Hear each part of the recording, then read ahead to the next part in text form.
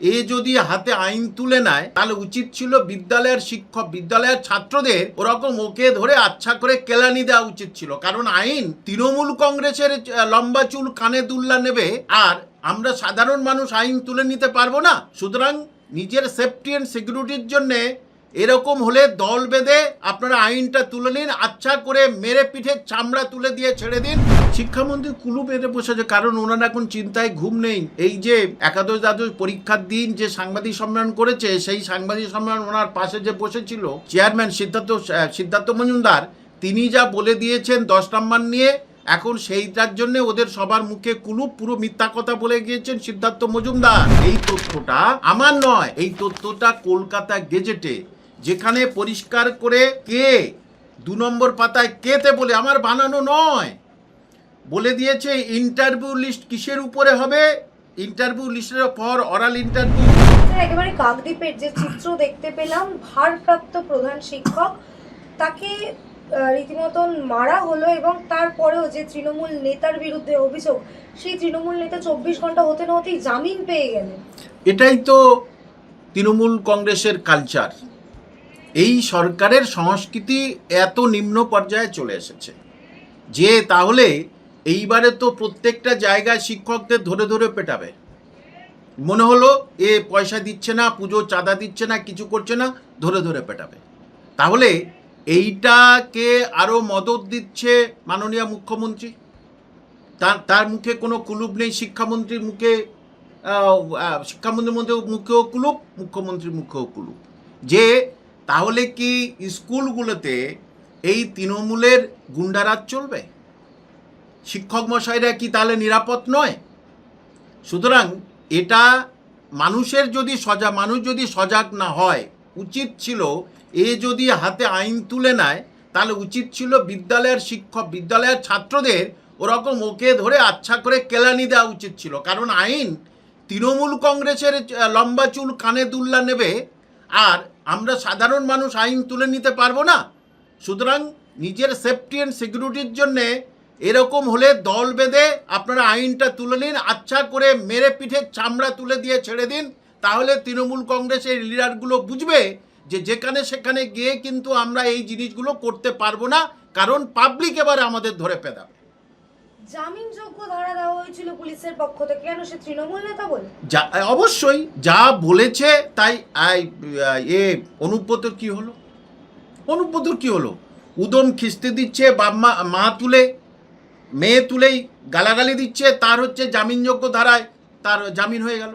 সুতরাং এটা তো থানার পুলিশকে এসপি যে ইনস্ট্রাকশন দেবে, সার্কেল ইন্সপেক্টর যে ইনস্ট্রাকশন দেবে, তারা সেটাই করবে। যে ও লিডারকে এরকম করলেই তাহলে ও লিডার বেঁকে বসবে, অনেক অসুবিধা। তার থেকে পুলিশ পেটাচ্ছে পেটাক, এই মানে শিক্ষক পেটাচ্ছে পিটুক। শিক্ষামন্ত্রী কোথায়? শিক্ষামন্ত্রী কুলু বেঁধে বসেছে, কারণ ওনার এখন চিন্তায় ঘুম নেই। এই যে একাদশ দ্বাদশ পরীক্ষার দিন যে সাংবাদিক সম্মেলন করেছে, সেই সাংবাদিক সম্মেলন ওনার পাশে যে বসেছিল চেয়ারম্যান সিদ্ধার্থ মজুমদার, তিনি যা বলে দিয়েছেন 10 নম্বর নিয়ে, এখন সেইটার জন্য ওদের সবার মুখে কুলুপ, পুরো মিথ্যা কথা বলে গিয়েছেন সিদ্ধার্থ মজুমদার শিক্ষামন্ত্রীর পাশে। সেইটা নিয়ে এখন ওদের চিন্তা চলে গেছে, কারণ এইটা কেসের দিকে যাচ্ছে। স্যার, একদিকে স্কুলের ভারপ্রাপ্ত প্রধান শিক্ষক মার খাচ্ছেন তৃণমূল নেতার হাতে, অন্যদিকে চাকরিহারারা তারা পথে একেবারে পুলিশের সাথে বচসা। তাদের শিক্ষা কাঠামোটা কোথায় যাচ্ছে তাহলে? দেখুন, শিক্ষা কাঠামো তো বহু আগে বলি যে চিতায় উঠে গেছে, এবার শুধু আগুনটা ধরিয়ে দিলেই হয়ে গেল। এটা একদম পরিষ্কার যে এখানে যারা আন্দোলন করছে, কি মাদ্রাসা কি স্কুল, যারা, তাদের আন্দোলনের যৌক্তিকতা আছে এবং তাদের কথাটা শুনবে। তো প্রত্যেকটা জিনিসের সমাধান দরকার, তাদের কথাটা শুনুক। এরা বলছে যে ফ্রেশারদের যে যারা এক্সপিরিয়েন্স, যাদের যোগ্য চাকরিহারাদের 10 নম্বর, সেটা সিদ্ধার্থ মজুমদার কোন আইনে বললেন যেটা আগে যোগ হবে, অর্থাৎ রিটেনের সঙ্গে যোগ হবে। কিন্তু আমার কাছে তথ্য আছে, এই দেখুন, এই তথ্যটা আমার নয়, এই তথ্যটা কলকাতা গেজেটে, যেখানে পরিষ্কার করে কে 2 নম্বর পাতায় কেতে বলে, আমার বানানো নয়, বলে দিয়েছে ইন্টারভিউ লিস্ট কিসের উপরে হবে, ইন্টারভিউ লিস্টের পর অরাল ইন্টারভিউ ইন্টারভিউ কিসের উপরে হবে? এই যে ইন্টারভিউ, লেকচার ডেমনস্ট্রেশন, ক্যাটাগরিজ ইত্যাদি on the basis of preliminary merit score, মানে এই দ্যাট ইজ বলেছে that is score from written test. Written test হবে মানে প্রিলিমিনারি যে ইন্টারভিউ লিস্টটা কিসের উপরে হবে? রিটেন টেস্ট 60 নাম্বার আর অ্যান্ড অ্যাকাডেমিক স্কোর, অর্থাৎ অ্যাকাডেমিকের উপরে হবে। এই দুটো মিলে এদের যোগ হয়ে রেশিও 1:6:1 ফর ফাইনাল ভ্যাকান্সির জন্য ডাকা হবে। তাহলে প্রায়র যে টিচিং এক্সপিরিয়েন্স 10 নম্বরটা কোথায় সেটা পরেরটা বলে দিয়েছে। এল নম্বর দাগে মেরিট লিস্ট মানে চূড়ান্ত তালিকা কখন হবে সেটা বলে দিয়েছে। Shall be addition has been started in rule 2(1)K। দেখুন, marks obtain in oral interview 10, lecture demonstration 10, 20 and prayer teaching experience 10 নাম্বারটা যোগ হবে, ইন্টারভিউয়ের পরে যোগ হবে। তাহলে মাননীয় সিদ্ধার্থ মজুমদার স্কুল সার্ভিস কমিশনের চেয়ারম্যান কি পুরোপুরি সুস্থ মস্তিষ্কের আছেন তো? উনি কি করে বললেন, ব্রাত্য বসু বললেন আমি এটা জানি না সাংবাদিকের প্রশ্নের উত্তরে, তখন উনি বললেন যে এটা এই চেয়ারম্যান জানেন। চেয়ারম্যান পুরো মিথ্যা কথা, অসত্য কথা বলে দিলেন যে 10 নম্বর যোগ হবে এই আগে, 60-এর সঙ্গে 10 নম্বর যোগ হবে। কোথায় পেয়েছেন উনি?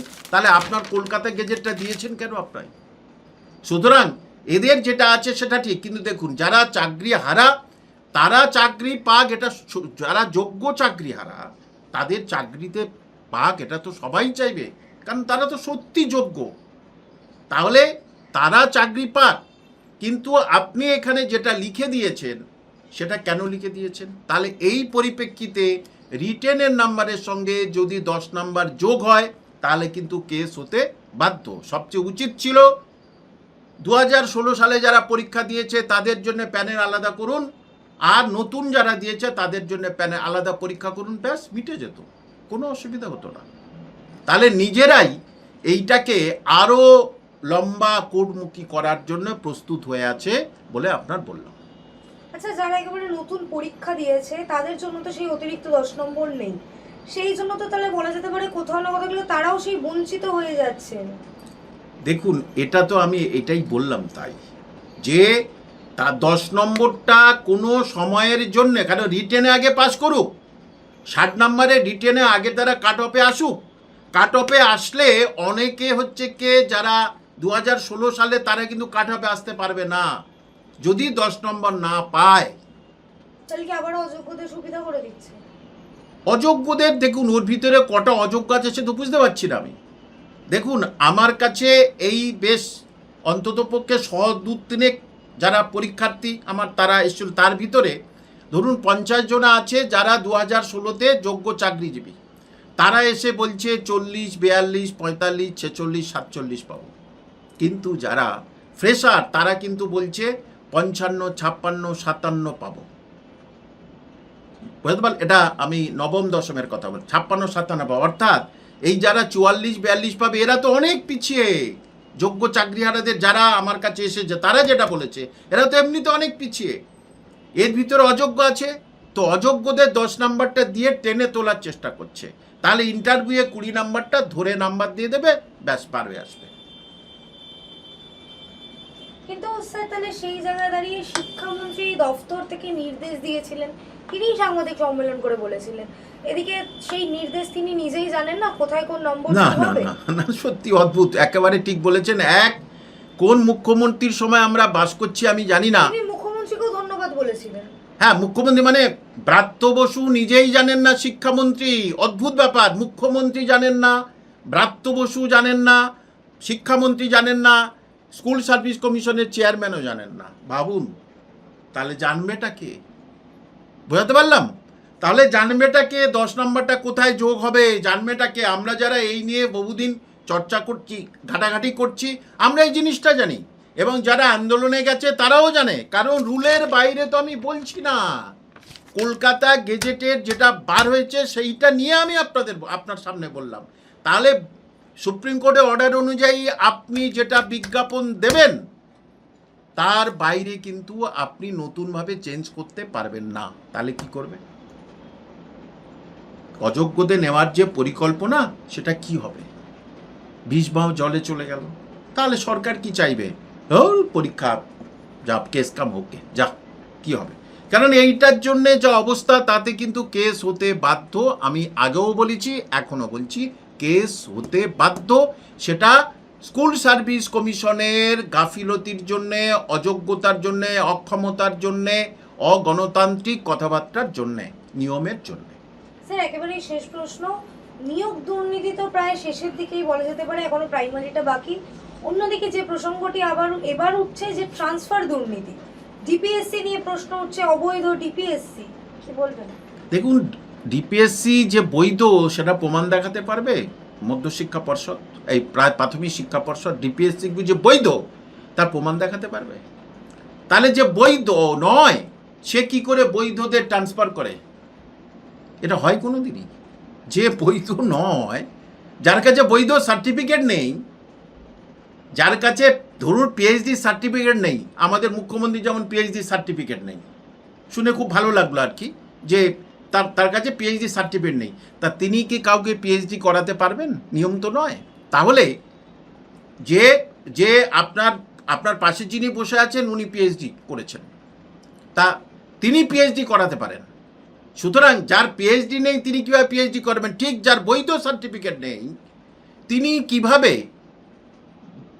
কিভাবে যোগ্যদের ট্রান্সফার করেন? এটা পশ্চিমবঙ্গেই সম্ভব।